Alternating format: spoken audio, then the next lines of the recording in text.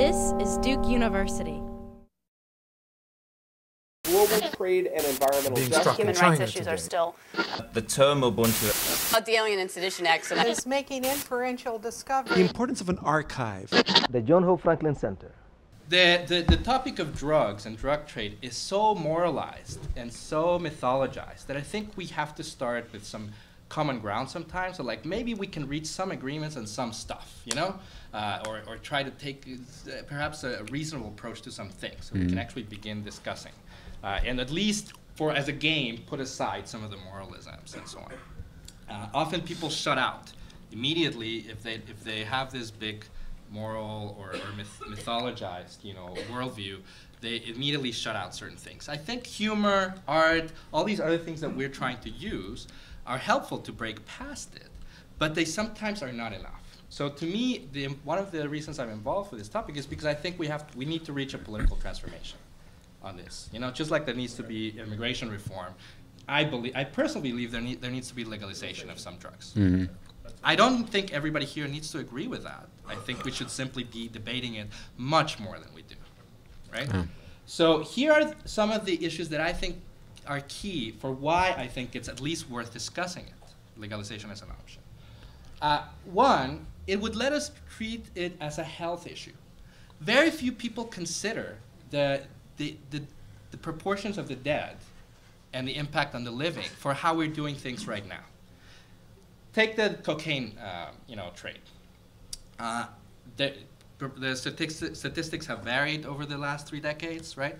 But if we look at it, at the very least, 9 out of 10 people who die in the so-called war on drugs die by being killed by guns, by weapons. Trafficking. They don't die by using the drugs. So to save one person who decided by him or herself to inflict harm, right? These are so-called crimes without victims. When you inflict something on yourself, there's a legal term for that. And so to save that one person, we're killing 9, or putting them in situations where they end up killing each other. We're killing them in very specific neighborhoods, not just in Colombia and Mexico, right, Salvador, but in very specific neighborhoods of Durham, of DC, of Miami, etc.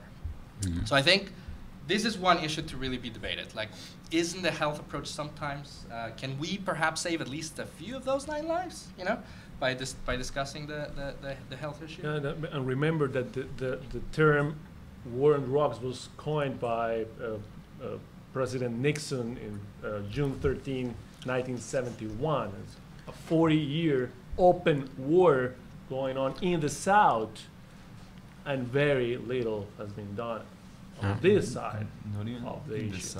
Still continues. It's 40 years, right, of an open war happening, right, openly. And we don't discuss that. Well, we are looking at some other geographical areas, right? Well, in fact, some of you may know, but Nixon studied here, so maybe you Nixon can even studied think here. it comes from here, right? We have a library now named out of Nixon. And in many ways, this war on drugs is the grandpa of all other wars that we have now. The war on terror, the war on this, the war on that.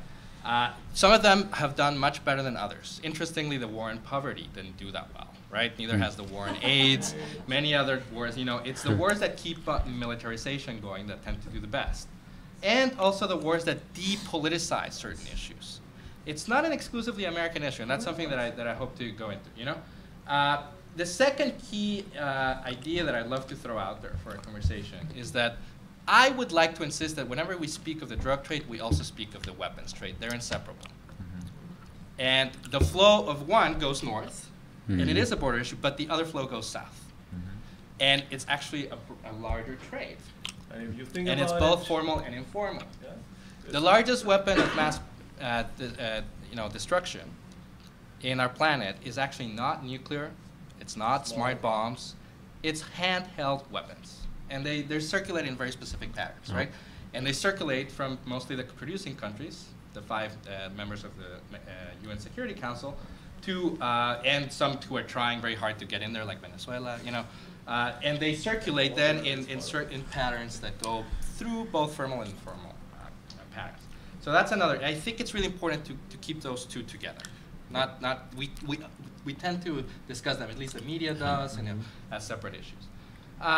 The third and last, perhaps in some ways the most controversial, is the notion that the powerful do not buy their drugs in the ghetto, right? This is a mythology. That's a mythology. The powerful buy the drugs from people who are among their peers, right? If any professors at Duke use drugs, they probably buy them not from other professors, but from people from their social class, right?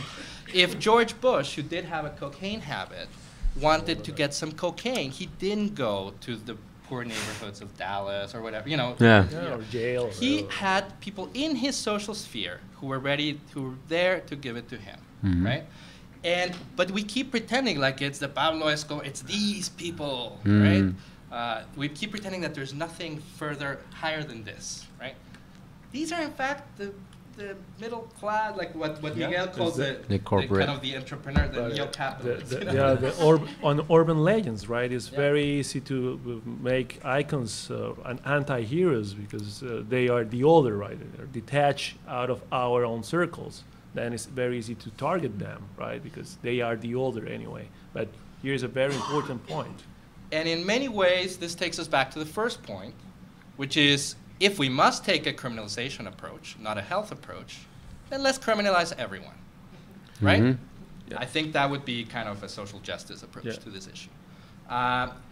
Having said that, these are just ideas because I do think these ideas connect to all of our works, right? To people who care about the issue, whether they're anthropologists, sociologists, or activists. So these ideas I wanted to start with.